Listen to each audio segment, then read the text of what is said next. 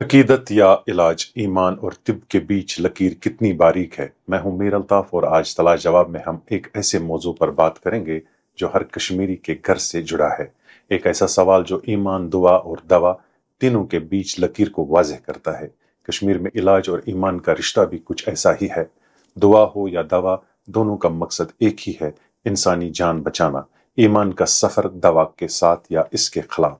कश्मीर में सदियों से लोग बीमारी के वक्त सिर्फ अस्पताल जाते हैं, बल्कि पीर, फकीर और दुआओं की तरफ भी रुजू करते हैं। ये एक रिवायत है, ईमान की अलामत है और इसमें रूहानी सुकून भी है। लेकिन मसला तब पैदा होता है जब अकीदा इलाज की जगह ले लेता है, जब ईमान दवा के रास्ते में आ जाता है, जब इलाज छोड़कर अकीदत पर भरोसा जान ले। मैंने अस्पतालों में ऐसे मरीज देखे हैं जिन्होंने सिर्फ इसलिए अपनी जान खो दी कि वो इलाज के बजाय फूंक या तावीज पर यकीन रखते थे।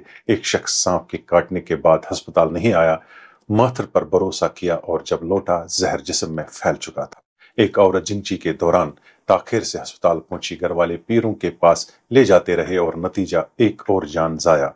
वैक्सीन और वबाओं में भी वही तकरार, चाहे पोलियो हो या कोविड। कहीं लोगों ने यह समझा कि दुआ वैक्सीन से बेहतर है, लेकिन हकीकत यह है कि वायरस दुआ नहीं सुनता, दवा मांगता है। ईमान इंसान को हिम्मत देता है, मगर बीमारी का इलाज सिर्फ दवा करती है। पीर फकीर का किरदार लेकिन हद के अंदर। पीर और फकीरों का अपना एहतराम है, वो लोगों के दिलों को सुकून देते हैं, खास तौर पर वहां जहां डॉक्टर दूर हो। लेकिन जब वो लोगों को इलाज से रोके तो ये ईमान नहीं, गलतफहमी, अकीदा बन जाता है। कुरान कहता है जान बचाना ईमान का सबसे बड़ा फर्ज है। तो फिर दवा लेना, सर्जरी करवाना या वैक्सीन लगवाना, ये सब अल्लाह की अता करदा इल्म की नियामतें हैं। ईमान और तिब दुश्मन नहीं, साथी हैं। दुनिया के कई ममालिक में बेहतर और रूहानी मुआहदा हुकूमत के सनत प्रोग्रामों के साथ मिलकर काम करते हैं।